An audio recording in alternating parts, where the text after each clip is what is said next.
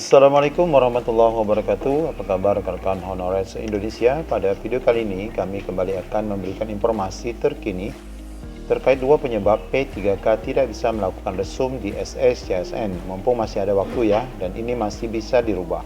Bagaimana mekanismenya? Silakan simak video ini sampai selesai.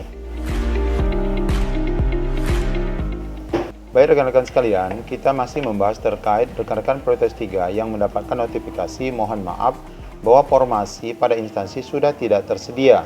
Artinya ini ada dua Bapak Ibu penyebabnya. Yang pertama adalah karena Pemda tidak menyediakan formasi.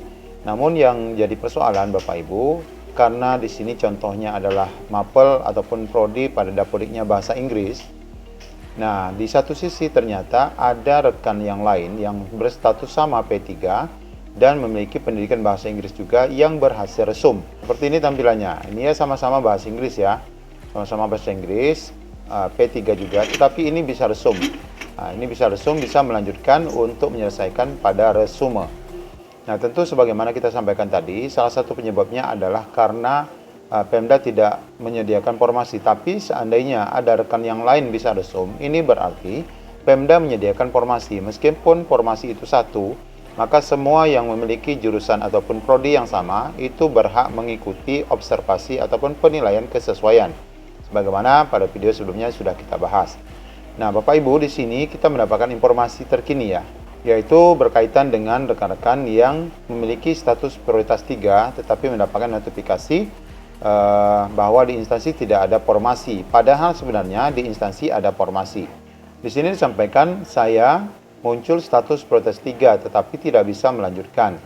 Nah, ini bagaimana kelanjutannya? Ini padahal ada formasi, karena mengetahui ada rekan yang lain yang memiliki jurusan yang sama yang bisa resum.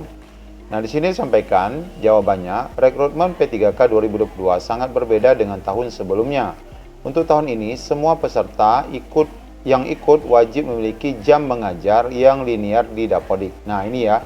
Artinya jika Bapak Ibu tidak linear jam mengajarnya dengan mapel Bapak Ibu di Dapodik, atau mungkin jam mengajar yang tidak linear lebih banyak daripada yang linear, maka Bapak Ibu di sini disebutkan apabila ada jam yang tidak linear, maka jam linear harus lebih banyak. Jadi kalaupun misalnya ada rekan-rekan mengajar bahasa Inggris juga mengajar yang lain, harus lebih banyak bahasa Inggrisnya, karena itu adalah linear dengan ijazah Bapak Ibu di Dapodik. Nah, jadi harus lebih banyak daripada jam yang tidak linear.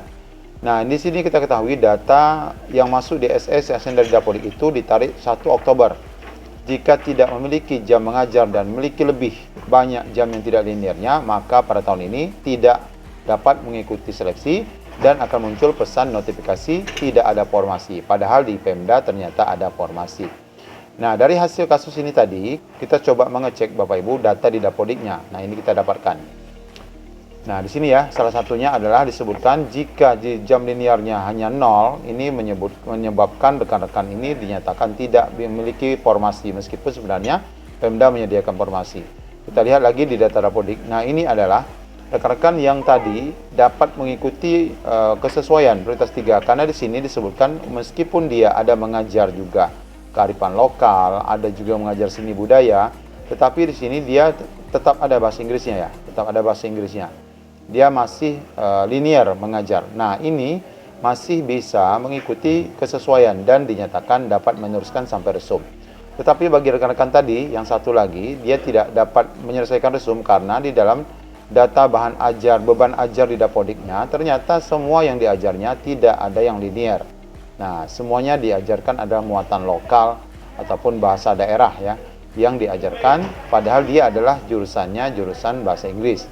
Nah, ini penyebabnya. Jadi sama saja bagi rekan-rekan yang mungkin memiliki formasi, maksud kami memiliki ijazah prodi di Dapodik apa, Bapak Ibu cek beban mengajar Bapak Ibu di Dapodik, apakah memang beban mengajar Bapak Ibu itu berbeda dengan S1-nya. Jika berbeda, maka bakal terjadi seperti yang tadi, yakni tidak mendapatkan formasi meskipun sebenarnya Pemda menyediakan formasi.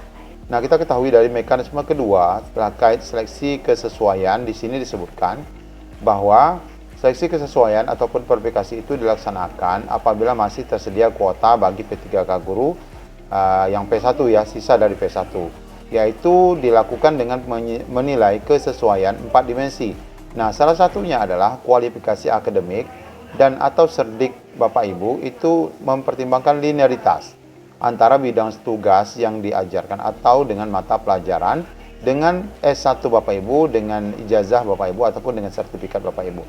Jadi kalau Bapak Ibu ternyata beban ajarnya ataupun bidang tugas yang diajarkan di sekolah ternyata berbeda dalam Dapodik, maka Bapak Ibu otomatis dinyatakan tidak linear dan otomatis dinyatakan tidak memiliki formasi. Nah, pesannya sama. Baik Pemda tidak menyediakan formasi ataupun tidak linear pada Dapodik, pesannya sama bahwa dianggap formasi sudah habis.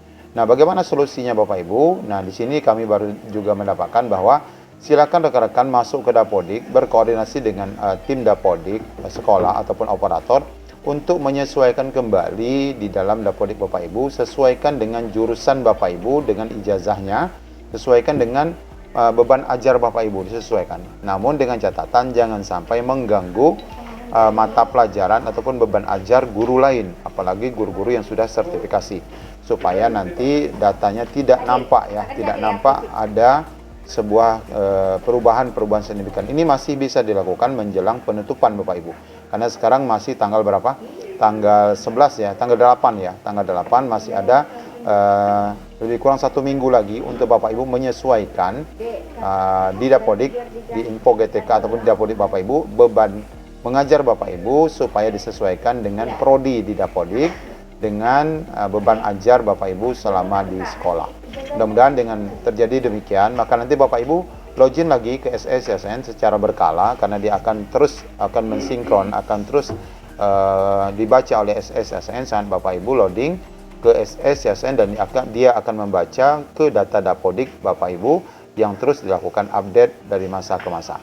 Nah, demikian Bapak Ibu informasi yang dapat kami sajikan terkait aturan terbaru berkenaan dengan linearitas, yang sebenarnya ini penting untuk Bapak Ibu dinilai kesesuaian, karena syaratnya memang harus ya linear jamnya, karena di sini syaratnya salah satu dimensinya adalah penilaian kesesuaian antara bidang tugas yang diajarkan dengan ijazah yang Bapak Ibu miliki. Demikian informasi yang dapat kami sampaikan. Terima kasih. Assalamualaikum warahmatullahi wabarakatuh.